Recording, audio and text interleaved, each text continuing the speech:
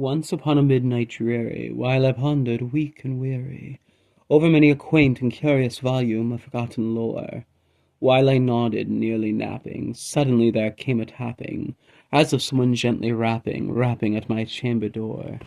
"'Tis some visitor," I muttered, "tapping at my chamber door. Only this, and nothing more."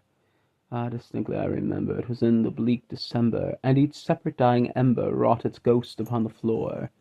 Eagerly I wished the morrow. Vainly I had sought to borrow from my books surcease of sorrow, sorrow for the lost Lenore, for the rare and radiant maiden whom the angels name Lenore, nameless here forevermore.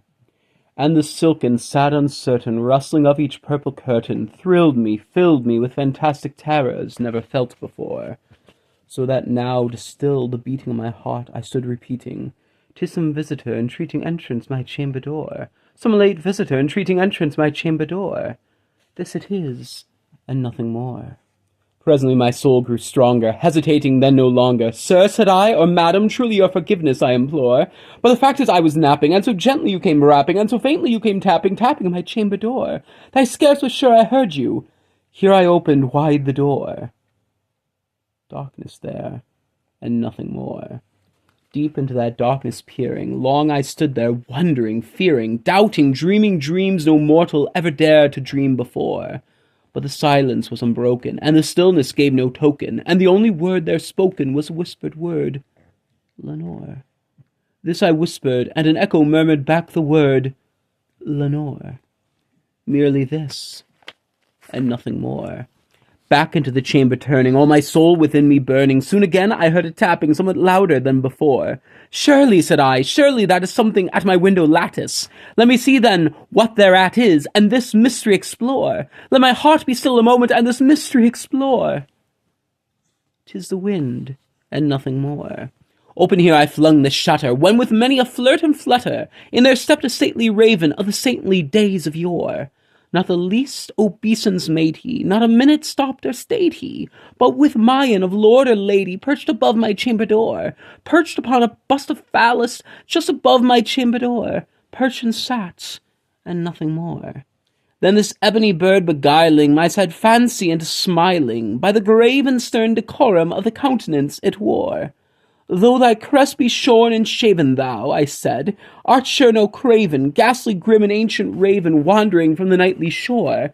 Tell me what thy lordly name is on the night's Plutonian shore." Quoth the raven, "Nevermore."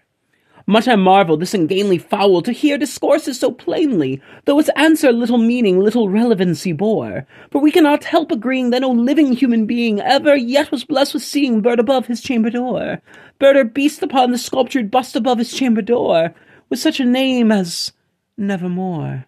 But the raven, sitting lonely on the placid bust, spoke only that one word, as if his soul in that one word he did outpour.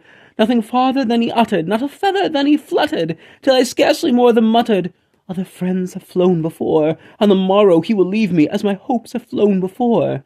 Then the bird said, "Nevermore." Startled at the stillness broken by reply so aptly spoken, "Doubtless," said I, "what it utters is its only stock and store, caught from some unhappy master whom unmerciful disaster followed fast and followed faster, till his songs one burden bore, till the dirges of his hope the melancholy burden bore of nevermore." But the raven still beguiling my sad fancy into smiling, straight I wheeled a cushioned seat in front of bird and bust and door. Then upon the velvet sinking, I betook myself to linking fancy unto fancy, thinking what this ominous bird of yore, what this grim, ungainly, ghastly, gaunt, and ominous bird of yore meant in croaking "Nevermore." This I sat engaged in guessing, but no syllable expressing, to the fowl whose fiery eyes now burned into my bosom's core. This and more I sat divining, with my head at ease reclining on the cushion's velvet lining that the lamplight gloated o'er, but whose velvet violet lining with a lamplight gloating o'er she shall press on Nevermore. Then methoughts the air grew denser, perfume from an unseen censer, swung by seraphim whose footfalls tinkled on the tufted floor. "Wretch," I cried, "thy God hath lent thee, by these angels he has sent thee, respite, and nepenthe from thy memories of Lenore. Quaff, oh quaff this kind nepenthe, and forgets this lost Lenore." Quoth the raven, "Nevermore."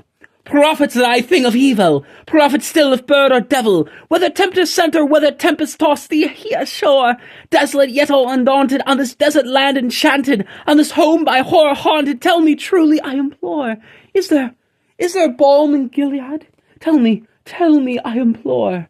Quoth the raven, nevermore. Prophet, said I, thing of evil, prophet still of bird or devil, by that heaven that bends above us, by that God we both adore, tell this soul with sorrow laden, if within the distant Aidenn it shall clasp a sainted maiden whom the angels named Lenore, clasp a rare and radiant maiden whom the angels named Lenore.